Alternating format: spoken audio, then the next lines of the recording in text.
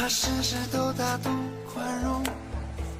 伤害又何曾停止？哪怕事事都温柔忍耐，难过又何曾减少？善良的你掏心掏肺，想看你出丑的人却太多，你自己不好过，却要故事感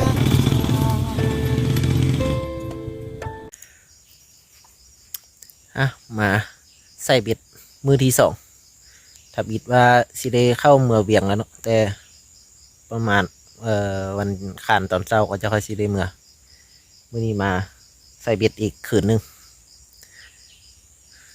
เสื้อคืนนี้นุ่งตอนเช้าตอนแรงนุ่งมาใส่บิดต่อมื้อนี้เอาอันเหี่ยวหนูมาใส่น้ำเนาะเอาเหี่ยวหนูมาใส่น้ำมื้อนี้ดีใส่บิดแล้วละเพราะว่ามาค่ำเลยก็เลยเล็งฟาวใส่เบ็ดยันมันมืดก่อนใส่เบ็ดไว้นี้รู้สึกว่าคือสีได้หลายกันมือหวานนี่สีใส่มือหวานนี่เพราะว่ามาอันนี้ตัวนี้มาห้วยไม่ปลาบอลดีอยู่สอบดีอยู่เบิ่งคือซีบูมีคนมาใส่เทือเนาะ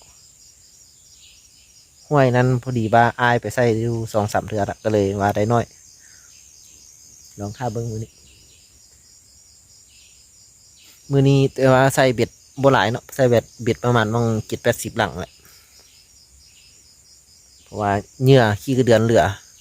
อยู่น้อยหนึ่งก็เลยมาลองเหยื่อซ้ำเหยื่อให้หมดซะเนาะดีเบ็ดก็ยังเหลืออยู่ครึ่งนึงพอแหละเบ็ดลอยไปใส่เบ็ดประมาณมอง70-80 หลังลองถ้าติดตามบ้างเด้อเนาะเอาไปยามแค่หนูกันก็เนาะอยู่นี้5-6 หลังอยู่ใส่อยู่เบ็ดพุ่นเนาะอัน4 หลังยามแค่หนูกัน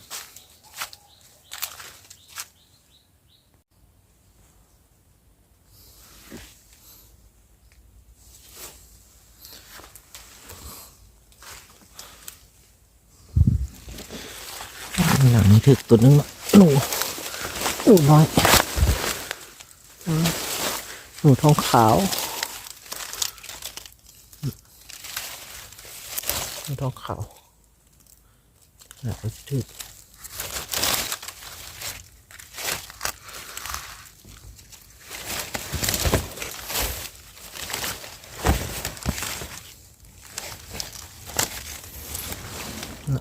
หนูทองขาว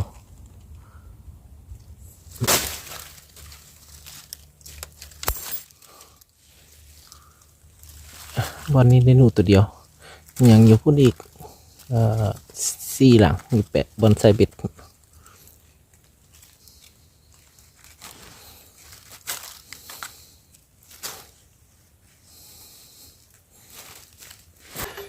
ยามแฮวหนูอยู่นี่แล้วและยามเบ็ดกับแฮวหนูอยู่พุ่นต้อน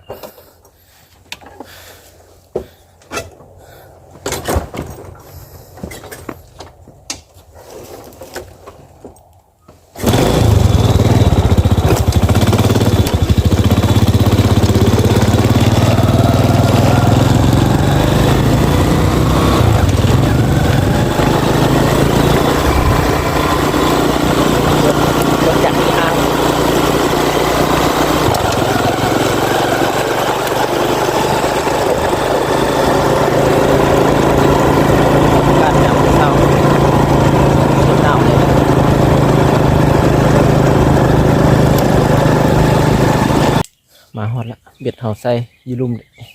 เดี๋ยวเขี่ยเสื้อเขียนยาวไว้ก่อนเนาะเพราะว่าขึ้นน้ำมาสิหนาวเขี่ยเสื้อไว้มัดนุ่งตอนขึ้น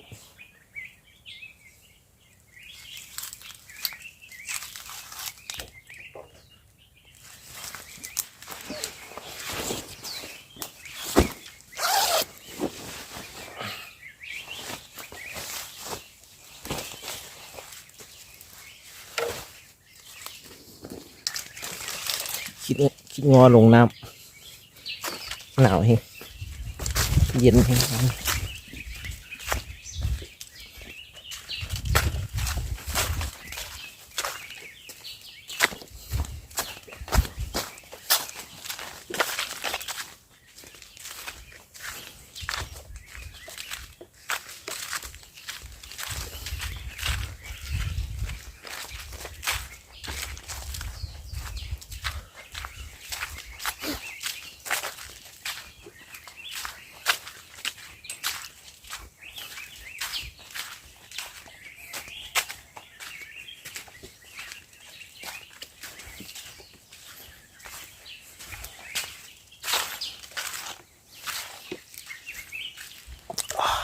ต้มแล้วออดต้มแล้ว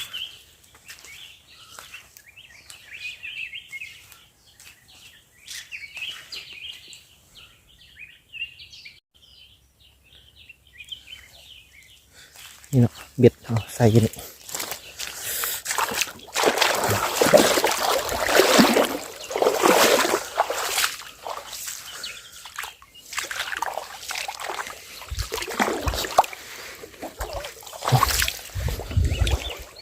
ถือข้างหลัง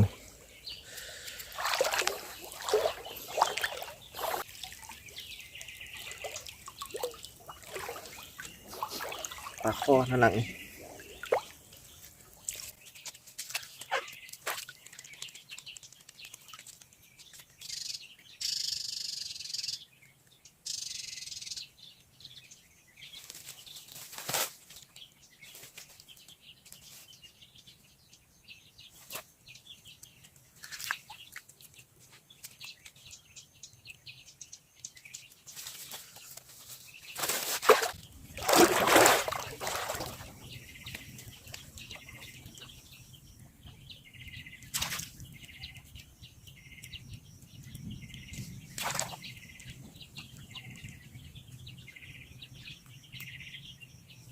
พวกนี้ครับ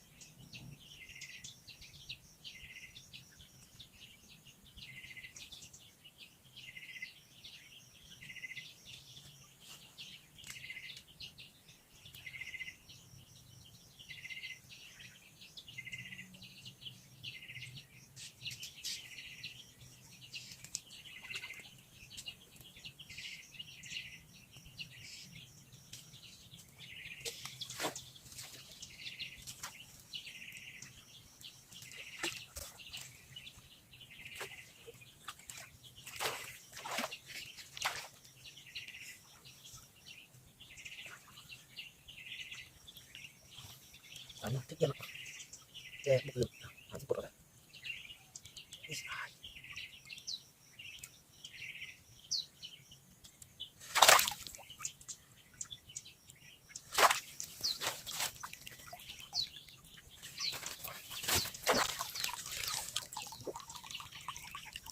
นี่ก็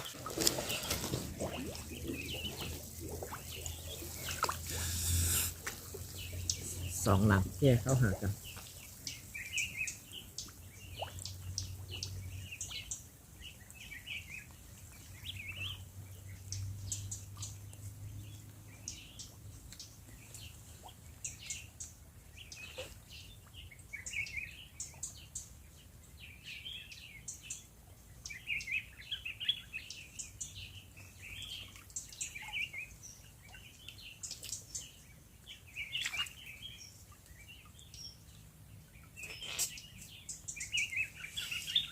ดุกในหลัง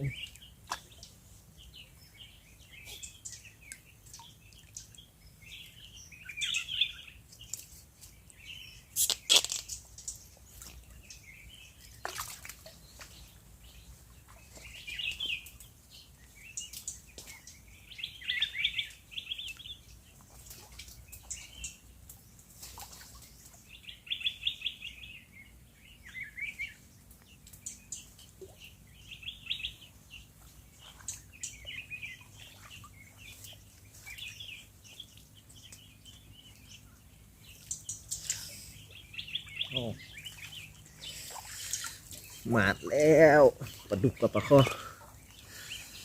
สองหลังแก้ไปหากัน หลังหนึ่งใส่หลังหนึ่งใส่หลังนี้แก้ไปพุด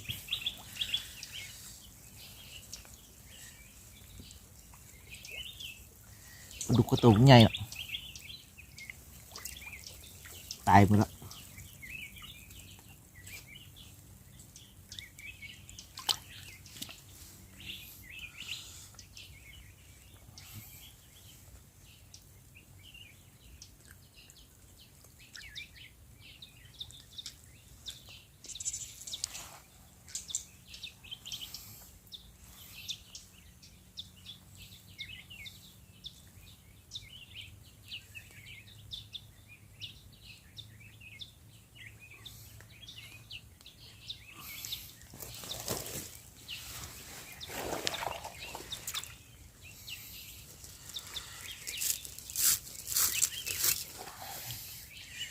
นี่เอาแง่งเขียวมาใส่ข้องขาดหมดเลยเนาะ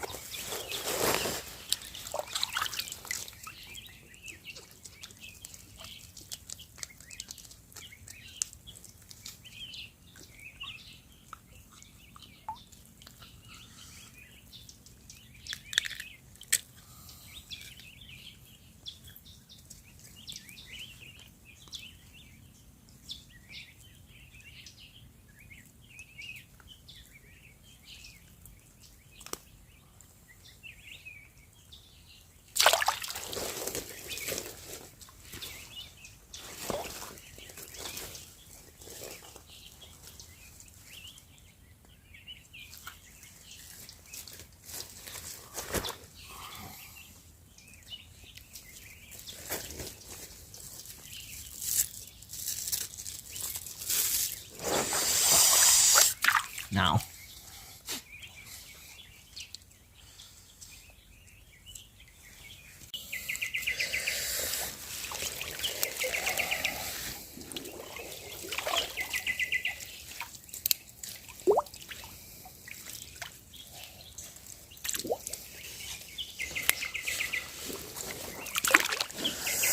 หลังนี้ก็ดุก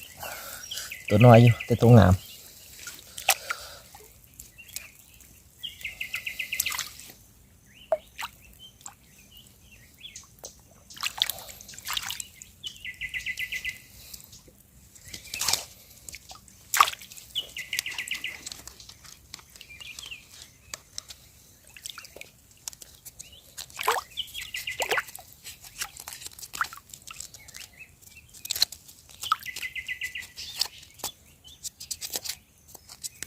มากเรียบแมว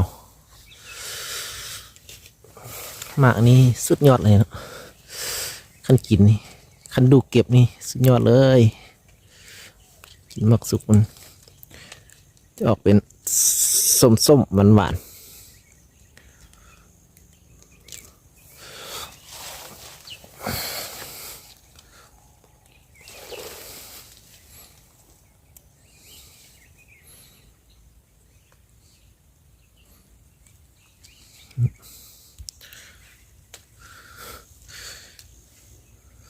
หลายอยู่ถึง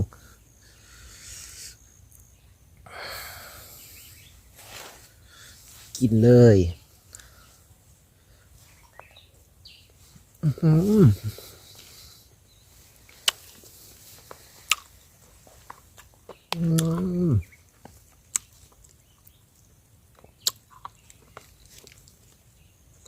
แซ่บกลืนแก้นเลยเนาะ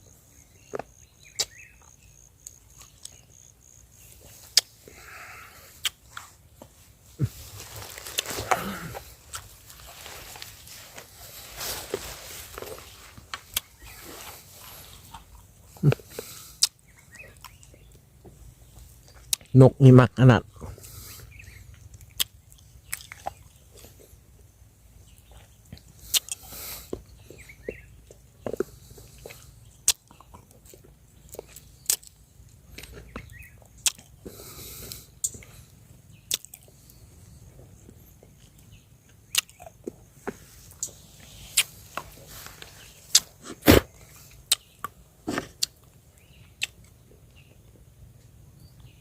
รสชาติที่ออกส้มๆหวานๆ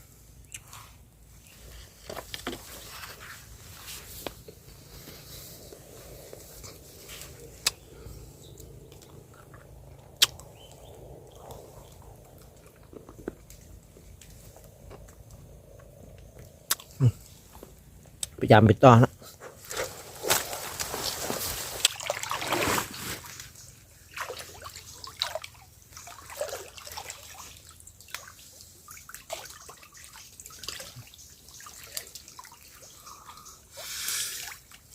ปากกังน้อย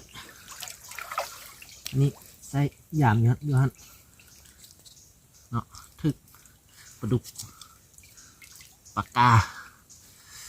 ปลาดุกปากกาปากกังน้อย3 หลังทึกแล้วหลังที่4ก็ทึก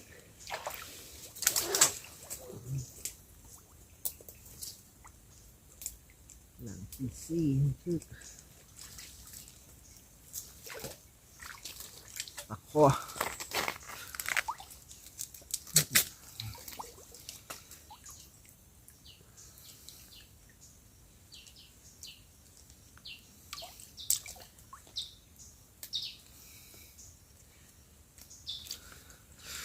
ถึก4 หลังซ้อน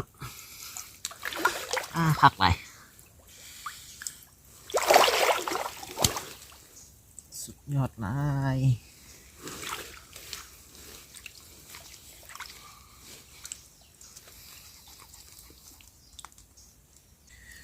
ถึก4 หลังซ้อนเนาะ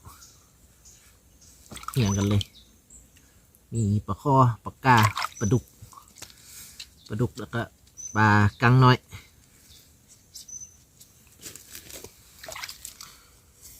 ปลาดุก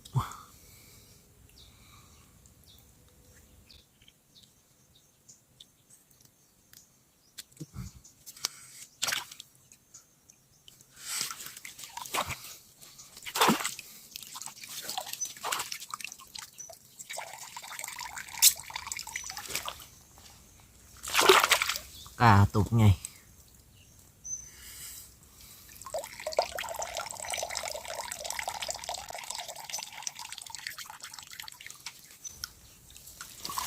ปลาเฮ้ยหลายละ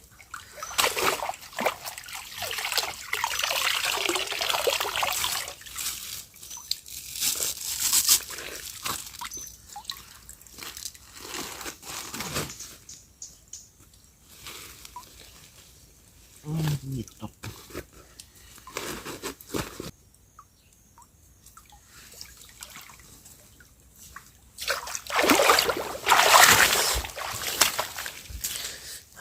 อย่างอยู่ไหนครับ1 หลัง 2 หลังยัง2 หลังเบิ่งคือสีทึกอยู่คันทึกนี่ถือว่า4 5 6 หลังซ้อนคันทึก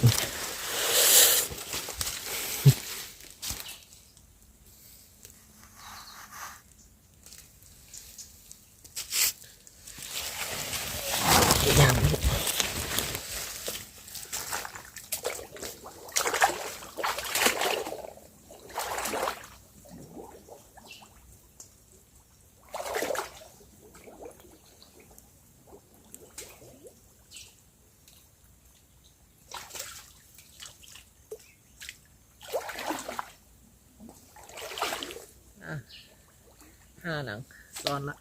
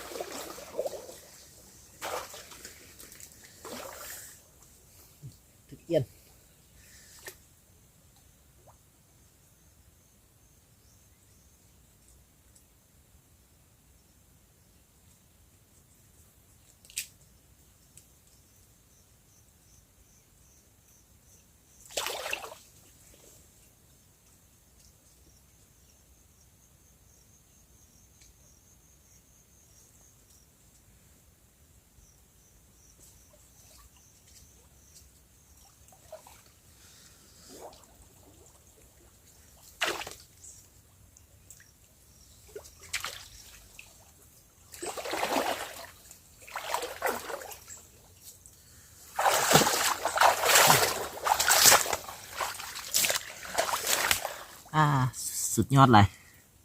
ใส่เบ็ดจิตหลังถึก6 หลังซ้อนปากกาตัวนี้ก็ตบใหญ่เนาะปากกาใหญ่บุถึกแต่หลังเดียวยืน7 หลังอย่างยุ่ลุ่มรีก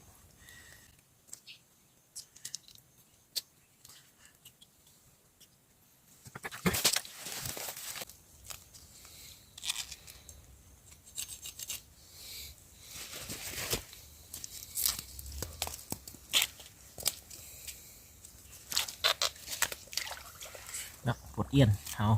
แกะสายนี้เลยเห็นดวงเบ็ดมันซอดอย่างนี้เอาก็ดึงเลยปลดเอี้ยนที่ง่ายที่สุด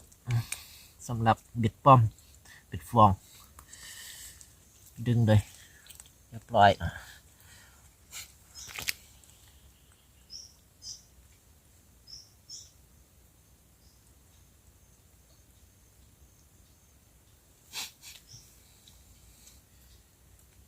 เบ็ดเขาก็ยักไหมมัดใส่ฟองไหม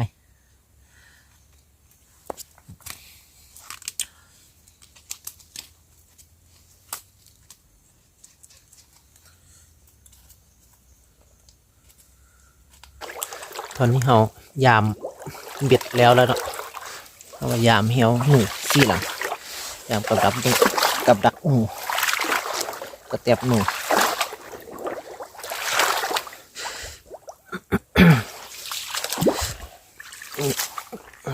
กับดักหนู4 หลังใส่ถึงหลังนึ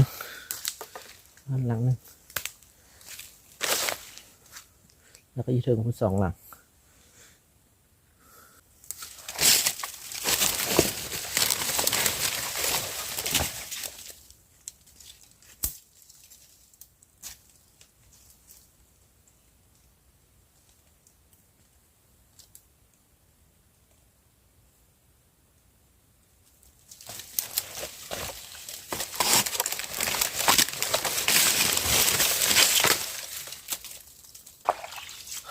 เดี๋ยวหลังสุดท้ายดูว่าจะได้หนูเป็นปิงบ่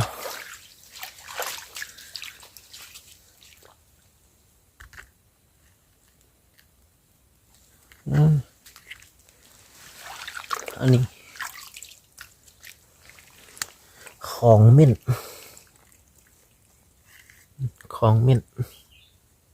ป็นหอยหลุมมา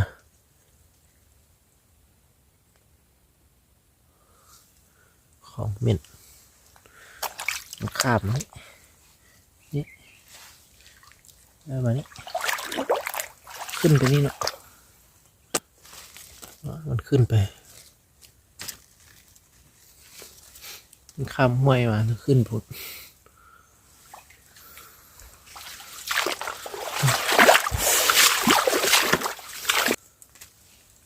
ยามแห้วหนูอยู่เทิงนี้ก็บุทึก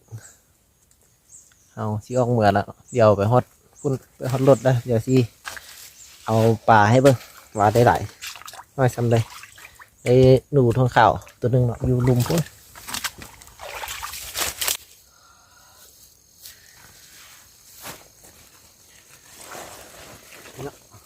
ปลาเฮา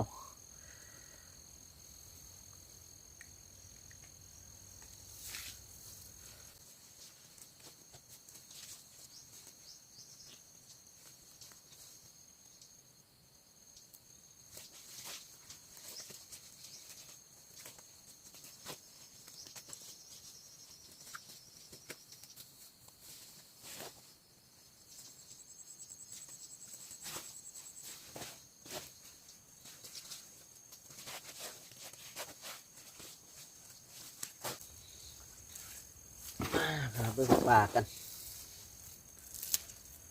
เบิ่งปลาก่อน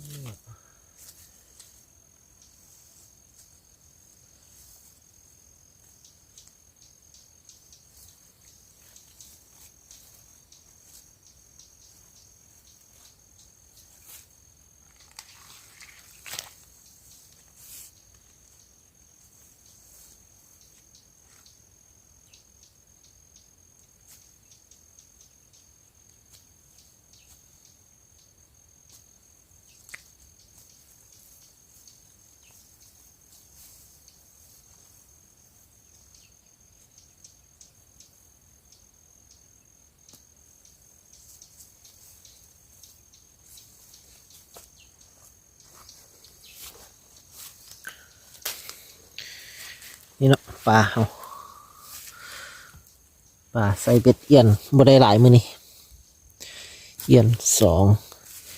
4 6เอียน6ตัว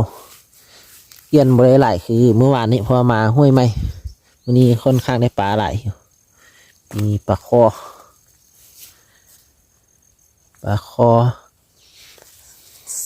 เอาใหญ่นี่3ตัวปลากาใหญ่2ตัวปลากานี่ปิงคักขนาดนี้ปลากาใหญ่2ตัวปลาดุก4ปลาดุก4ตัว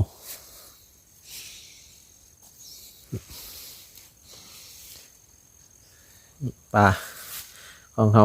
มือดี2กับได้หนูอันทองขาวตัวนึงที่เขามาใส่เฮล8-9หลังได้หนูทองขาวตัวนึงคันว่าดุคันว่ามันก็มาหากินก็พอได้กินอยู่เนาะอยู่นครหลวงเวียงจันทร์บ่ได้ว่าอยู่ไกลดอกเป็นแม่น้ำที่อยู่ใกล้ภูเขาควายขอบใจที่ติดตามและรับชมเดี๋ยวพอกันในคลิปหน้าเอากลับบ้านก็เนาะไปเลย